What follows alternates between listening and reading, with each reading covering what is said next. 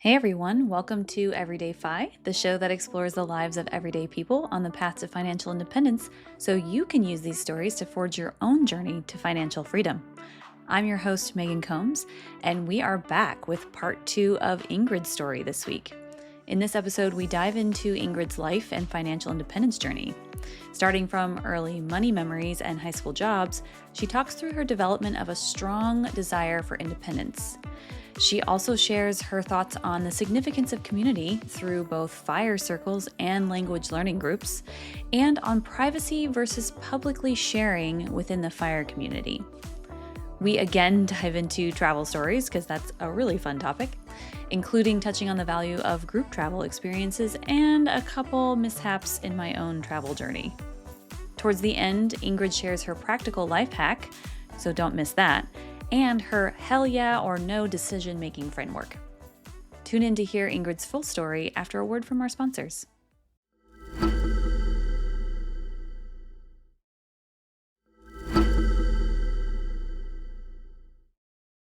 I want to bring it back to your money origin story. So you said that you got a job when you were in high school and your parents really didn't want you to work that much. Is that one of your first money memories when it comes to your family, or do you have an earlier one than that? I remember when I was 11, I told my mother, I don't want you guys to buy my clothes anymore. I want to buy my own clothes. I had very specific ideas about what I wanted. And my parents said, okay, we're going to give you a clothing allowance.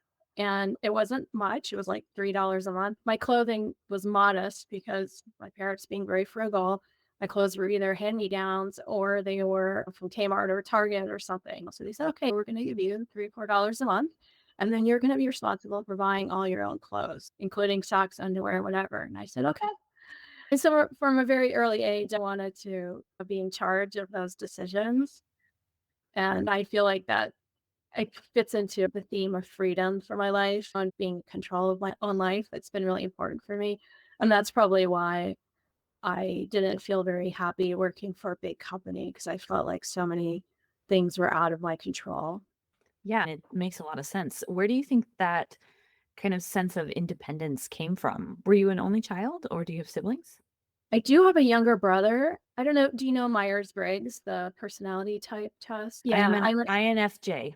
I'm an INTJ, so we're the same except for the T and F. I guess INTJ is someone who's often drawn to programming and things like that. But INTJs really love independence and they need a lot of freedom and a lot of space. And I feel like that fits me pretty well. In fact, there was like a study done early on. I don't know if you've seen it, but some guy did an informal survey of a lot of fireys, and the most common personality type was INTJ. And I personally think it's because INTJs really resent other people telling them what to do. Yeah, that makes sense. There's also Gretchen Rubin's. She has, I think it's the four tendencies, and one of them is the rebel. And I swear, I bet everybody in the fire movement is a rebel because a rebel just, it's all about external versus internal motivation, is how she quantifies her different quadrants. And a rebel basically does not listen to anybody, including themselves sometimes. And so I just think that's really funny. I was like, I bet a lot of fire people are probably rebels when it comes to that, where at least I categorize myself as a rebel sometimes, where it's like making it you need to work 10 more years in your job. No, I don't want to. I love the 4 tendencies, actually. I was gonna mention that as a hack for your listeners. I recommend everybody go and do that quiz because it's so helpful. So, I'm actually an upholder, so I respond to external expectations, but I also respond to internal expectations. So, that's convenient, I think, if you leave your job because I can tell myself I'm gonna get up at 7, I'm gonna do language learning, I'm gonna do and then I know I'm gonna do it. I follow through on the things that I set out for myself. But I do find external accountability helpful, and I actually have a weekly accountability partner that I meet with. She's another person in the polyglot community or language learner. And so every week we talk through what we've achieved the week before. We talk through any roadblocks we might be having, and we set goals for the next week. So we've been doing that for 3 years, and it's been really fantastic. I recommend it to everybody. If you can find an accountability partner that you click with, it's a really great thing to do. Yeah, I agree. That's actually why when I work out, I have to go to classes because I find it very hard to go and work out by myself. I took a women's weightlifting class and it was fantastic. And I was like, oh, I'm going to do this after the class is over. And I did it once. It's been over for 2 weeks and I only did it once. And it's because everything else has now filled that time slot that I had. So I say to myself, okay, well, I'll go like Friday night or Saturday morning. And I just never do because something else happens and I let that take over. But if I am in a group where people, I wouldn't say they're expecting me to be there, but they notice when I'm not there. And that causes a level of anxiety inside me that motivates me to go. I love going to gym and I love going to group classes. And I try to stand up near the front because then you really can't slack because people behind you. I love taking weight training classes as well. And if I'm on my own, I'm like, after 5 minutes, I'm like, yeah, it really feels like that was enough. Now I'm starting to feel uncomfortable. I'm going to stop now.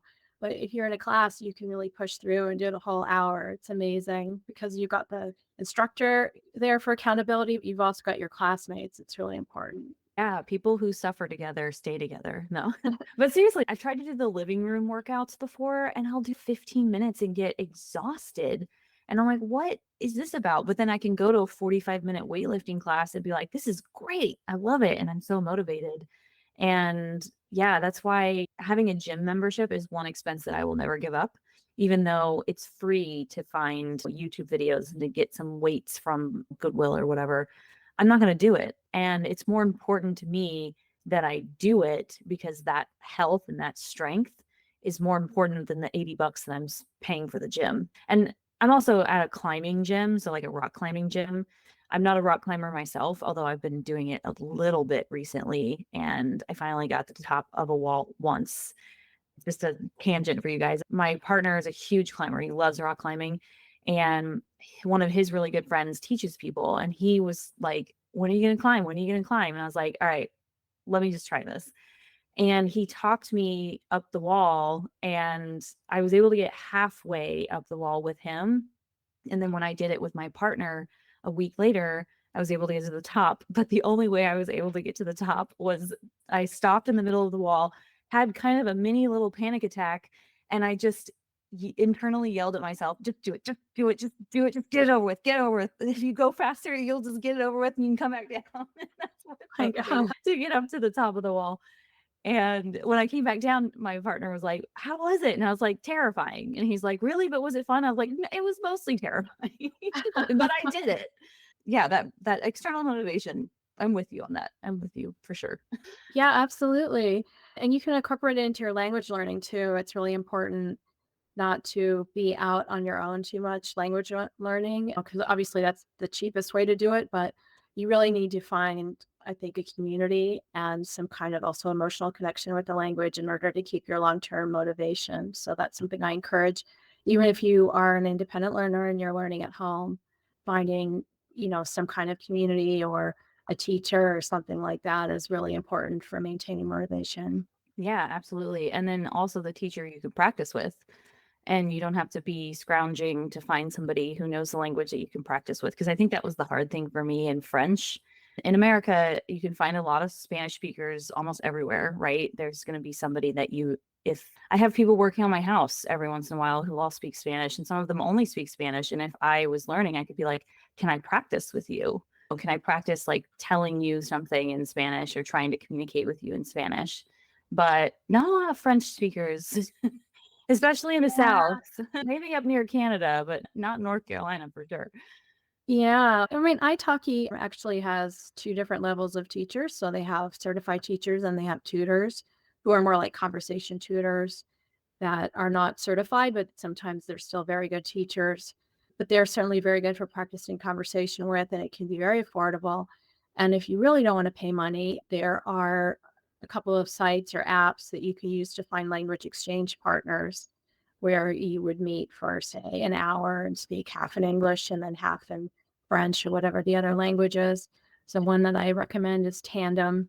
Very good also for making friends in that country before you go to Spain or Mexico, whatever. I'd recommend getting on that app and meeting some locals that way, because that way you have people to meet with once you're there.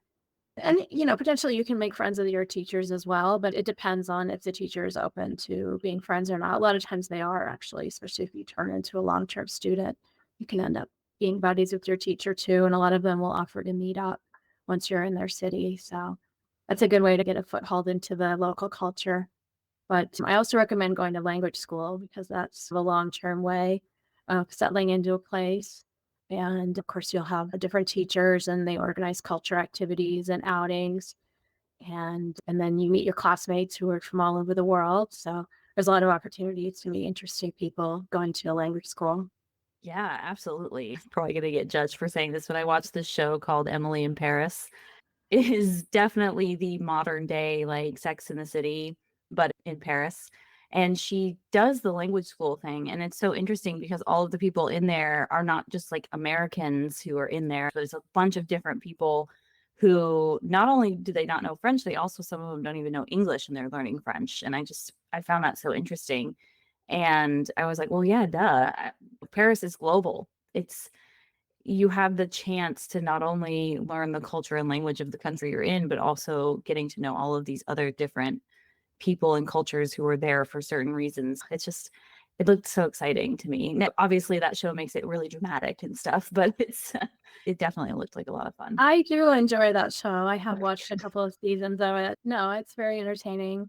And it's true. Like language school in Paris was very international. I was in a class with 20 people, and I think one of the others was American. Other than that, there were like 12 or 13 different countries represented in that classroom. And we had everything from like Afghanistan to Korea, and it tended to be more working professionals, people who were in Paris for various reasons, some refugees from the Middle East also. And it was super interesting. And yeah, I have kept in contact with one of the women from the class. We've actually met up in other different locations. And most of our communication is in French because it's the language of our friendship, even though it's not her native language and it's not my native language.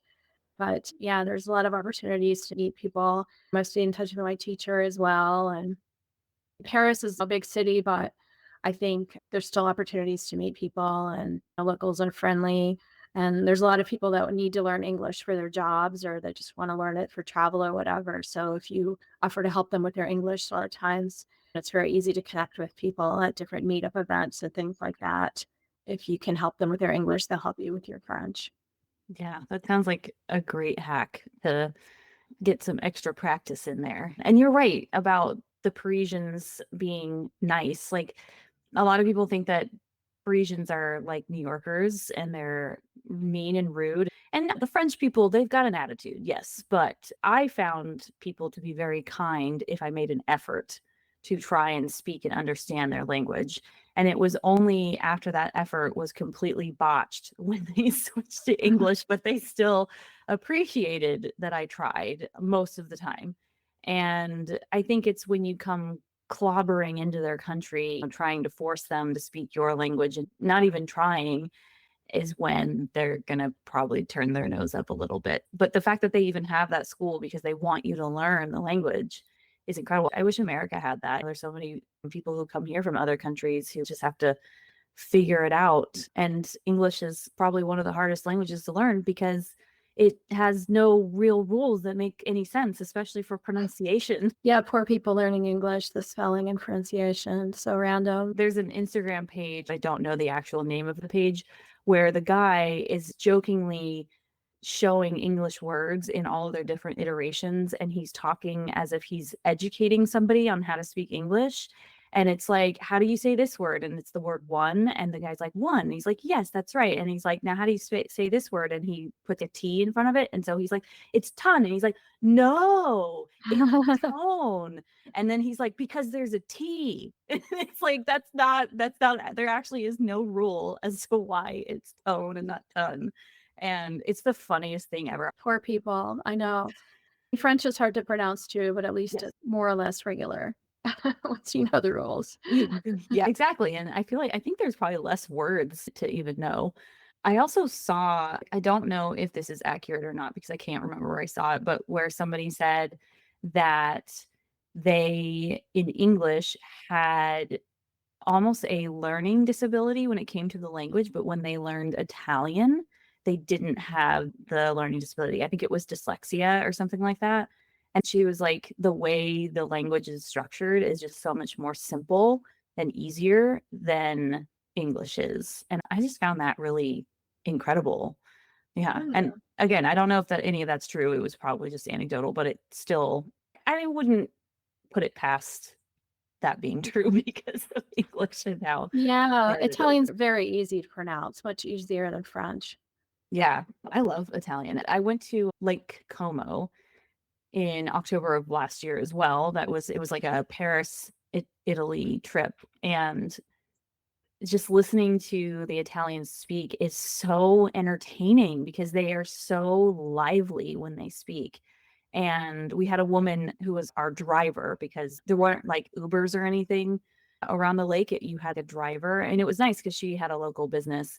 And hearing her speak Italian, it was so fun. And then whenever she says bye to anybody, she was like, "Yeah, ciao, ciao, ciao, ciao, ciao, ciao, ciao, ciao, ciao." And I was like, "Oh my God."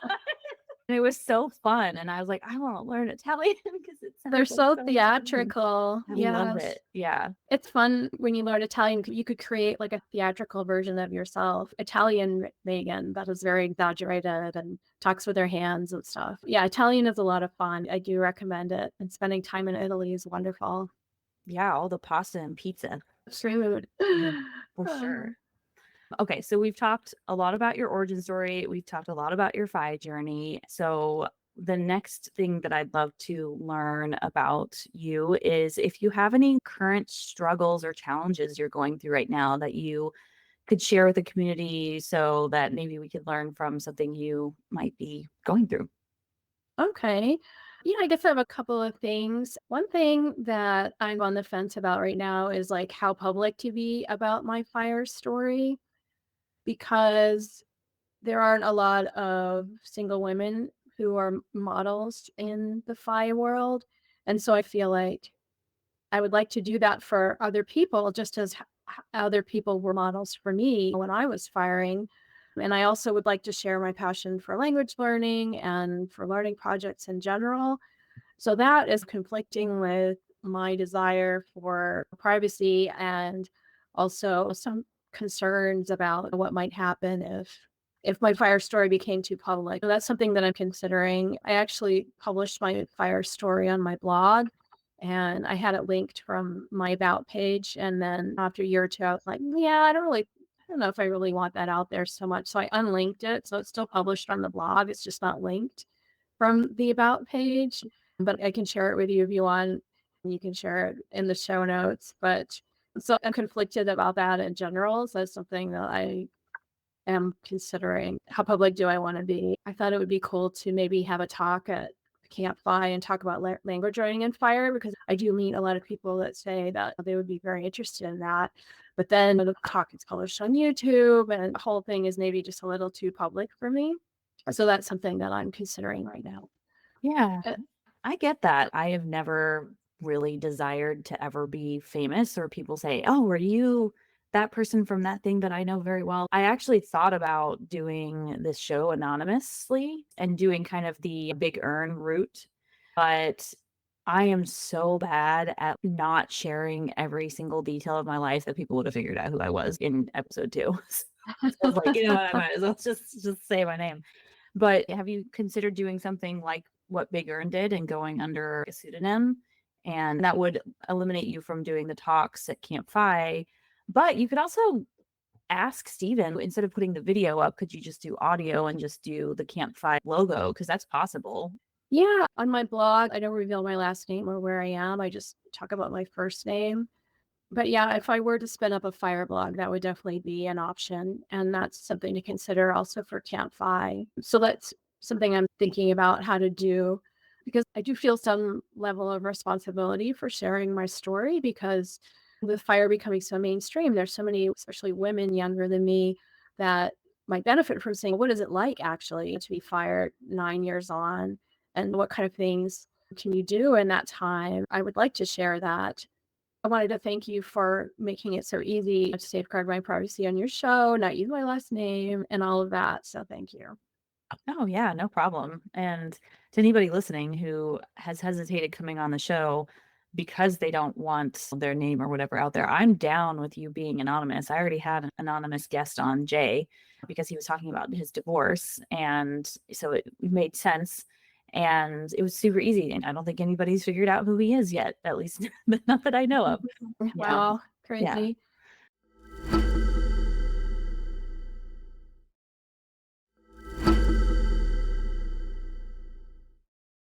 Another struggle that I have is the dive of zero issue.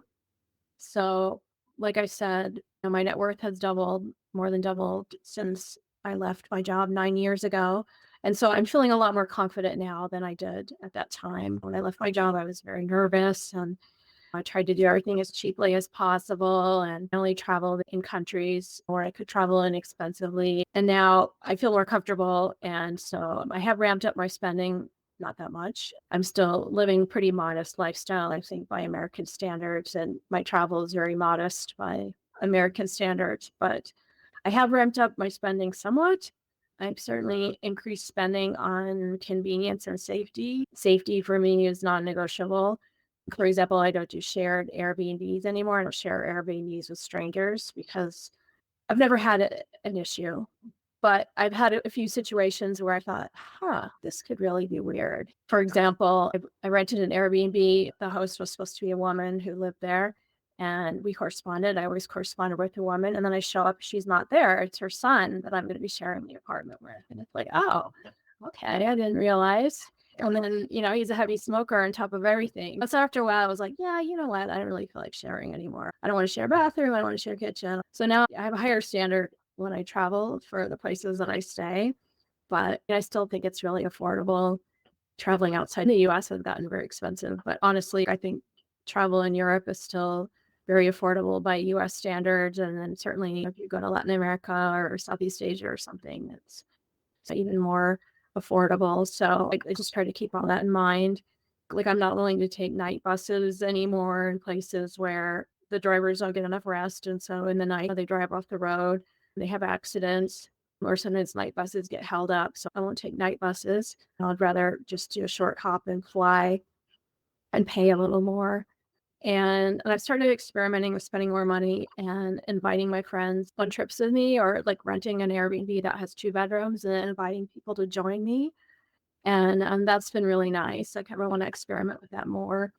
And I'm also thinking about using my money to increase my spontaneity rather than booking stuff far in advance and getting the cheap deal, like allowing myself more spontaneity and paying a little more. So that's what I'm thinking about. That's fire related right now. Yeah, for sure. And for that last one, if you're interested in going to Egypt, the prior episode I interviewed Julie. She works with a travel agency where she has groups who travel with her. She's a full-time nomad and almost a professional nomad because she just books trips. She did a women's trip to Morocco that was really fun. And so she's doing one to Egypt in October 2025. I'm going, my mom's going. She already has 6 other people who are going. It's all women. You do share a room, but you're sharing a room with a woman, and you can book a single room if you want to. So you don't have to share a room either. It's just a little bit more expensive, but the whole thing's planned. The only thing you have to pay for is international flights into Cairo. All of the flights inside the country are booked for you, and then you just have to pay for like incidentals if you want to eat more than they provide for you, for instance, or drink more or whatever. And then I think there's some add-on adventures that you can do versus doing your own free time stuff. So if you're interested, I can send you that link to Sure. Lori's thing. And I can put it in the show notes, but I just have to warn everybody that it might be booked up full by the time this Yeah. airs, but I can still put it in the show notes. And yeah, if any ladies out there want to go to Egypt in October 2025, I think it would be really fun to see you guys there because yeah, I'm going to be paying my deposit in the next few days. Somebody else is responsible for the details and the headaches of travel. Exactly, especially to a place like Egypt, which is somewhere where I've always wanted to go, but have been way too nervous to go by Mhm. myself. And the minute she said that in the show, I was like, "Oh, sign me up. Sign me up." And I literally did sign up. Like after we stopped recording, I was like, "Okay, where's the link? Give me the link. Let's talk about this." So yeah, I'll put that in the show notes and I'll send it to you, Ingrid, if you want to come with us. But she has other trips too. It's not just like to places Okay. like Egypt. So I can just put her link in the show notes so that other people can look at other trips that she has. And of course, you can go to the prior episode. I put it there as well. So That's when this comes cool. Yeah. I feel like it's really nice to have somebody else take care of all the details because I burned out on planning trips for myself that are like moving around a lot. I don't want to do that at all anymore. If I'm planning a trip for myself, like I want to stay in a place at least a week and preferably like a month or something. Just because moving around is just such a hassle every time because you have to figure out there's so much you have to figure out. And the Airbnb, okay, how am I going to feed myself? How does the public transport work? Because every city is different. There's so much you have to figure out every time. And if you just spread that out over a longer period of time, it's just, much more relaxing and you can settle into the local culture a lot more. So yeah, so if I'm gonna do a trip like that, I would really prefer someone else to be in charge of the details so I can just relax and enjoy and soak everything in. Yeah, exactly. It's one of those things where you could probably do yourself and pay less, but with trips like this, you're A, paying for convenience, and then B, also paying for almost a guaranteed fantastic experience because I don't know about you, but sometimes when I plan the travel on my own, I mess up. So when I went to Paris with my mom last October, I bought tickets to the Monet Museum that's like a little bit outside of Paris. And I was like, okay, so there's a bus that goes there and it only goes there once a day. Or I think, yeah, it was a bus. I think it only went once a day. So you had to get there to get that bus or you weren't going. And when I got to the Paris, like basically the equivalent of Port Authority in Paris, I could not figure it out. I was like, where is everything? It's 3 floors, there's colors, there's numbers.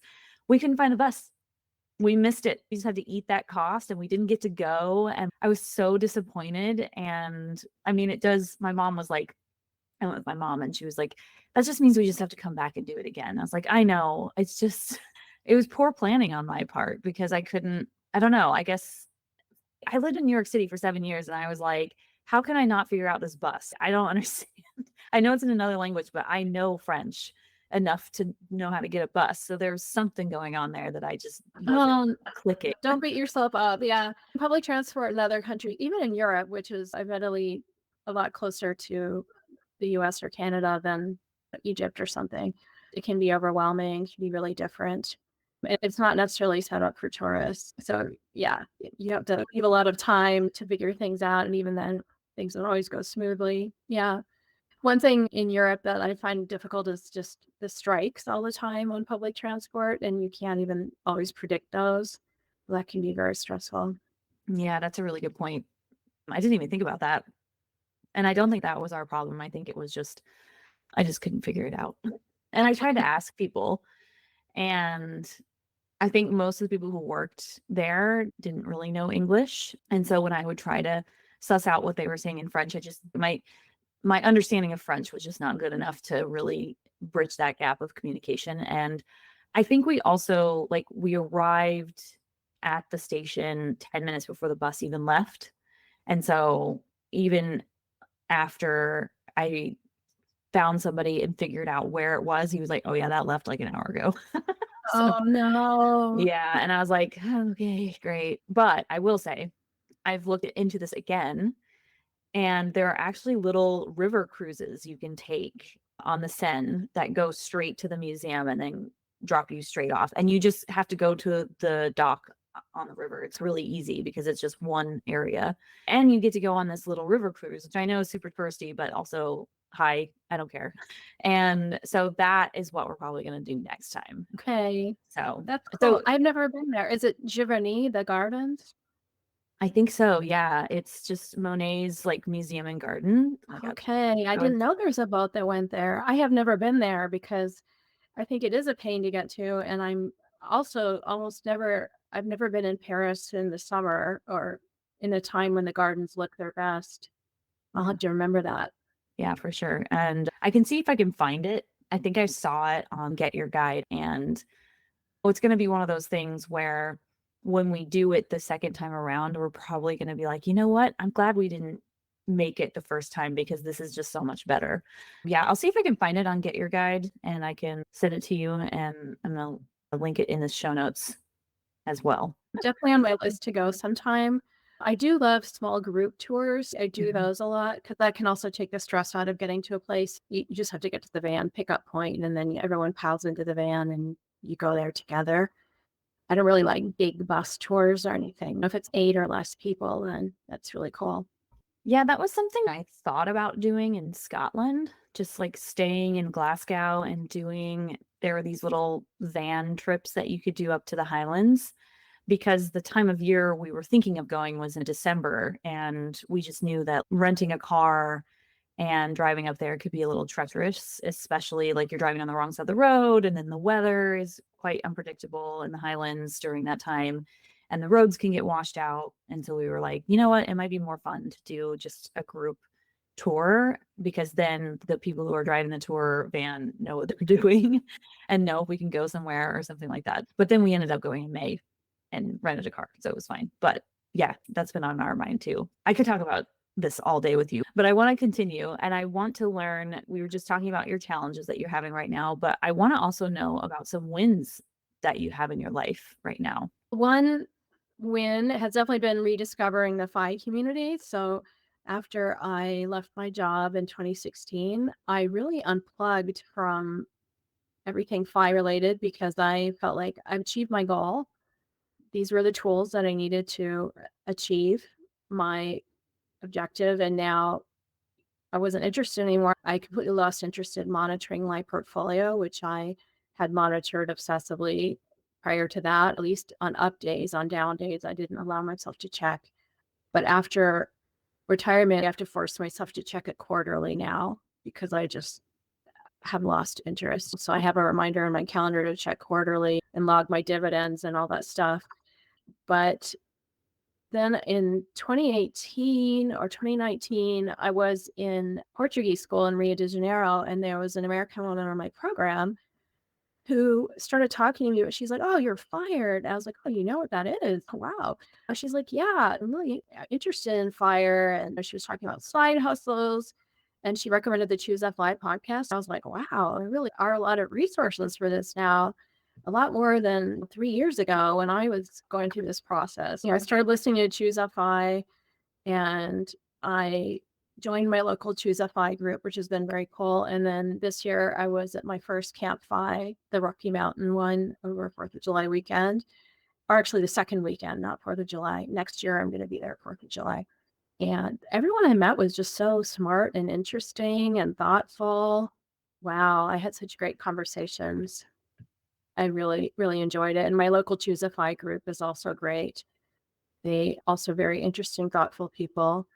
And we have a couple other people now that have actually left their jobs. Before that, I was the only one. It's a pretty small group, but I definitely think making connections in person is very cool. And along similar lines for me, since leaving my job, is finding the language learning or polyglot community, which gets together a couple times a year. And so this year I went to an event in Prague in May, and I just got back from an event in Malta, the Polyglot Conference. And it's a very interesting and unique group of people, very international.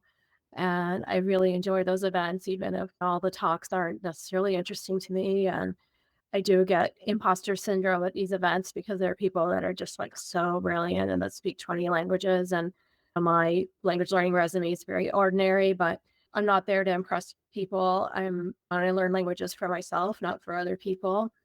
It's really more about just going there and meeting interesting people and having shared experiences in a different place every time. So I would recommend, even if language learning isn't your jam, trying to find some community like that where you can maybe give a purpose to your travel and also a social aspect, because I think that makes travel much more meaningful. Yeah, absolutely. And that's one of the reasons why I want to go on this group trip to Egypt because it's a group of people who I don't know. And I am going with my mom, but it's going to be a group of women who are between the ages of 30, 40, 50, and 60. And so that's a really nice blend of folks that we could both meet and potentially develop lifelong friendships with. And our uniqueness or our identifying factor is that we all just want to go to Egypt and travel, which is enough, I think. But yeah, finding that group of people you jive with, even if it's just the fire community, that works too. But my partner has the climbing community, and it just makes everything so much more fun and so much more interesting to have those people in your life and do that with. Yeah, I agree. Definitely. Yeah. It's all about finding the right filters, I think, and seeking out communities so that you find like-minded people. On your Egypt trip, is it going to be an international group or mostly Americans? I don't know. That's a good question. Hmm, I can ask okay. Julie. Yeah, I don't know. Oh, that'd probably be pretty adventurous because most people don't go to Egypt. Exactly. And it's funny. The first thing my mom asked was, is it going to be safe? And I was like, I have no idea. I was like, it's Egypt. You do run the risk of it being a little less safe than saying going to Paris, but things happen in Paris too. Yeah. I actually went to Egypt in my early 20s and I did a language course in Cairo. This was one of my backpacking trips I did after I left university. It was, I mean, Cairo is just a huge, chaotic city. I loved learning Arabic. I mean, in 4 weeks, I didn't get to learn very much. It's a very difficult language, but I have to say, even just knowing a few words and greetings goes a long way in Egypt. So if you can learn a little bit before you go, maybe from the library, get Pimsleur or some other kind of app that teaches you basic things, you'll have a really great experience. They really appreciate it.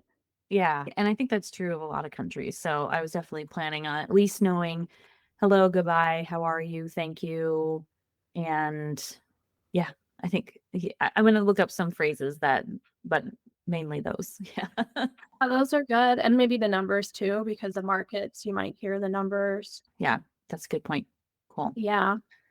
But yeah, Egypt was interesting because even in February, it was really hot, but they Mm. have like different concepts of modesty. So you really need to have like your arms and legs covered. And certainly if you go into a mosque, but even every day on the street, I had to adjust my clothing a little bit. Okay. So that's a good thing to keep in mind. And not so much in the beach resorts. I don't know if you're going to any of those, but I have no idea. It's all on her website. I can't tell you because I don't remember the hotel that she said we were going to. I don't think it's a okay. beach resort, but I'm not sure. It'll probably maybe be a little bit of both. Seeing the pyramids and the tombs, and maybe taking a boat on the Nile, and then the Sinai Desert, which is really beautiful and also has really beautiful shoreline. So a lot of people go there for beach. But yeah, Yeah. it's fantastic. My best memory of Egypt is climbing Mount Sinai after dark, which is like a common thing to do. And people spend the night up there and wait for the dawn. And I actually didn't do that. I walked back down, but it was incredibly beautiful up there. If you get the chance to do that, I highly recommend it. Oh, that sounds like a great thing to do in my free time if we get enough free time to do that. So I don't know if I would spend the night up there. I'm not much of a camper. So, No, I wouldn't do it by yourself. but hiking for sure. I love hiking. It's one of my Yeah. favorite things to do. And here, Cool. So we are coming to the end of our time, but before we leave, would you mind leaving the community with a life hack recommendation or learning that you haven't already left us with? okay. One thing I recommend is doing a vision board every year. That's something that I do at the beginning of every year. And I try to keep it as simple as possible so I don't get overwhelmed and procrastinate. So my vision board is actually digital. I'll have like my goals for the year, places I want to go or languages I want to learn or whatever other personal goals I have.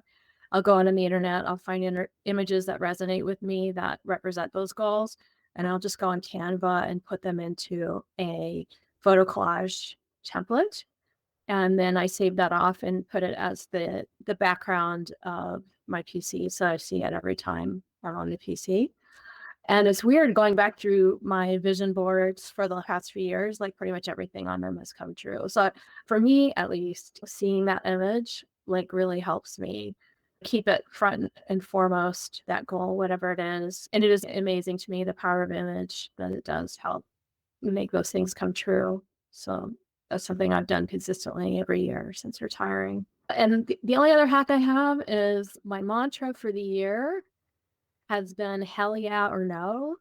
I don't know if you know Derek Severs, who is a writer and someone who had a music business and also fired at an early age. And he's written a number of books. He wrote a book called Hell Yeah or No, but there's also just a post on his blog, Hell Yeah or No, a short post that you can read that summarizes it.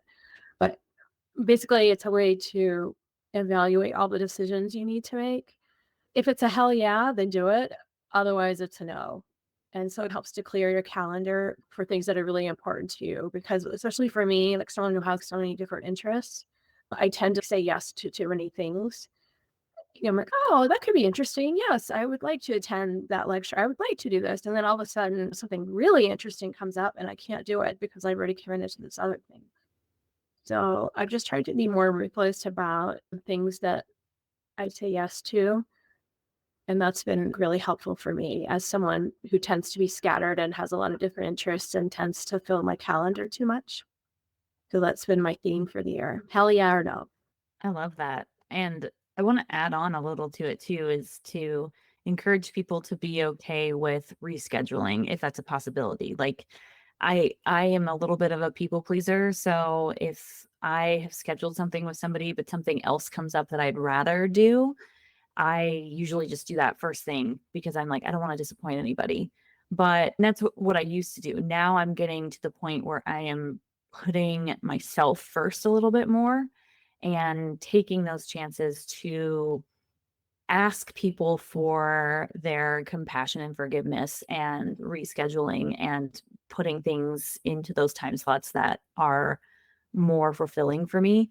What's hard is if there's two things that I love to do and I can't do them both at the same time. So I love recording podcasts, for instance, but I also love weightlifting and I can't do them at the same time. I guess every time you're talking, I guess I could be lifting weights, but I think that would be a little odd.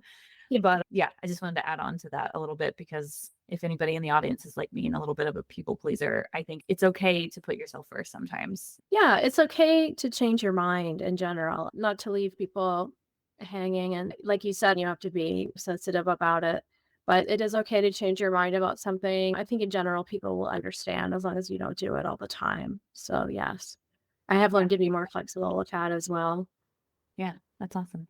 Well, thank you so much for being here, Ingrid. This was awesome. How can people reach you if they'd like to learn more about you? Yes, they can go to my blog, secondhalftravels.com, all one word, and I will send you the link to my early retirement story. But through the blog, you can either send me an email or you can send me a message on Instagram.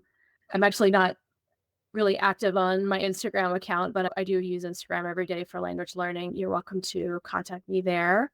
And on my blog, I have language learning tips for Spanish, Portuguese, French, German, Italian, and Russian. And I also have language school recommendations for Spanish, Portuguese, French, and Italian. So check it out if you have any interest in those topics.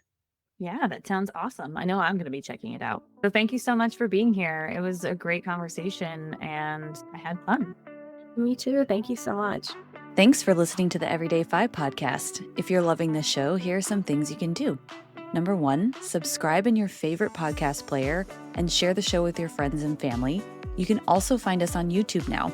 Some of the videos actually have our faces. Number 2, please leave a review. I am always looking for ways to improve the show. Number 3, check out my website, everyday-fi.com, where you can listen to all the episodes and leave comments for myself and the guest. Number 4, if you're interested in sharing your own financial independence story and connecting with other community members, you can find a submission form at everyday-fi.com/podcast. And lastly, number 5, join my Patreon membership for only $5 a month at patreon.com/everydayfi podcast. This is a one-woman show, so every little bit of support really helps. See you next time as we continue to go down the path to financial freedom.